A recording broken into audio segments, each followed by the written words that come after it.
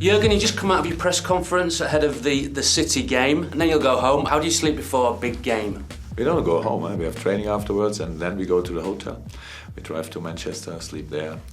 So we have before training, or we make the video analyze with the team. So that's a lot to do on the day before match day -1. It's quite a busy day, and this week especially because players came back yesterday from the international duties, and so there's exactly one session where we can prepare them and bring them together on one track, if you want, because they had different things to do in the last few weeks. Do you sleep well before a big game? I never think about sleeping. That's really, when I'm tired, I sleep, and most of the time is okay, and I get up very early in the morning. But you will know about that when you become a little bit older. So we don't need that much sleep. I'm older than you think. Really, but no. Are you? I am, yeah. How old are you? Nearly as old as you. Oh my God, that old. Okay. So on match day, prior to kick-off, can you just quickly run me through your routine? It's always like this. You get up, you have a breakfast, then you have a walk with the team together. That's the official part. Then you have to pre-match lunch, and then you prepare the meeting. Actually, my time in the hotel and the day before and the match days is without writing things down, is always preparing the meeting. Because all what we did in training, all what I said already during the week, I don't want to repeat things like this. If it's very important, to say it again, of course. But I really want to draw a picture where it's very clear why it would make really sense if we could perform today, and so that's my job. Players are very superstitious. Is there a place for superstition in football?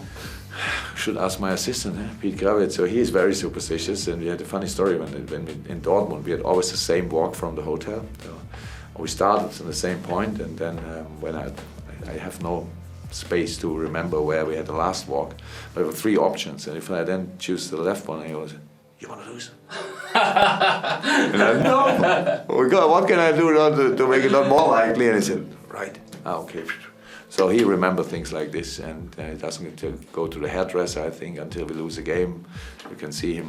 Meanwhile, it's like this, and things like this. No, I'm not really superstitious, and I don't want to be. But to be 100% honest, it's sometimes things happen when I try to remember what did I before this game, or did I do before this or that game, but I can't really remember. No. Players say when they cross the white line, they become a different animal. When you step into your technical area, do you turn into a different person? Probably, but it's not that I really realize it. I see it sometimes after games, so I never behave like I behave on the sideline at home or wherever. I have not that many different, really aggressive faces, so I'm quite a relaxed person. I'm the opposite during a game. I think it's my job to be part of the game.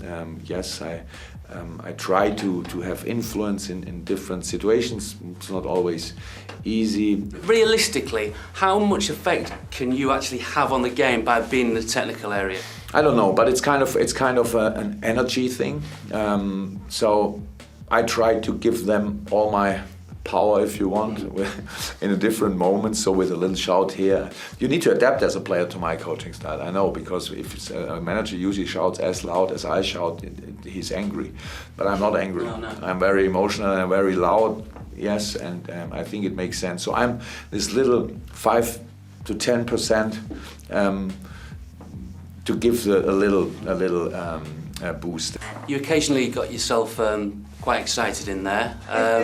And maybe got yourself in trouble on a couple of occasions. It's long ago, huh? Yeah, you're a changed man, of course. Is there an unwritten rule amongst managers, like a code of conduct about things that you can and can't do in there? Pretty much we all respect each other, but you always see when we meet each other in different occasions, I don't know, Premier League or FA or whatever, or LMA, and there's a lot of respect. But in England especially, the coaching areas are really close now, thank God, at Anfield not anymore. but it's really difficult to coach when your opponent is direct next to you. We were closer, like we are now. So you shout in this direction, you hear him shouting, you cannot ignore it. No. So when there's a situation with foul and one is shouting no foul and you think, yeah, no foul, but it's difficult not to react. But where are you looking? We have the same view, and we say it's no foul, for example, it starts like this, you should. It's kind of part of the show, I think, that we are so close, but really, since we have the big coaching area at Anfield, I don't even see the other manager, and I really think that makes sense because we see it before the game, we shake hands after the game, we can go in the boot room after the game. A lot of things are possible. During the game, both are so involved, it's difficult not to get in contact. And getting in contact during a game between managers is not a good thing because we are all not in our best and most friendly mood. After the game, will you meet with the manager and have a chat? No, yes, I would like to actually, especially after home games, but it's really long what we have to do. And a few times I came then in, we have an extra boot room for this, and a few times I came in, they're not there anymore because we all have to go home. It's exactly the same for us. We need to get a plane. Yeah, it's okay. But we don't have it in Germany, and I never missed it. Right. But in Germany we have the press conferences together. So we walk together to the press, and we have this interaction in the press conference. Two managers on stage, if you want. How did they work out? If completely normal. It's never. Sometimes there's an argument. One says, "I'm really happy with the game. We did this and that." The other one says, "I'm really happy with the game. We did this and that." You both look. You're happy with this, so it can happen that there are a few little arguments. But again, really rare. Usually both managers there, and afterwards they shake hands and go home. Great. Look, thanks for your time. I really appreciate it before a big game, and best of luck against City tomorrow. Matt said I have to, so I'm here.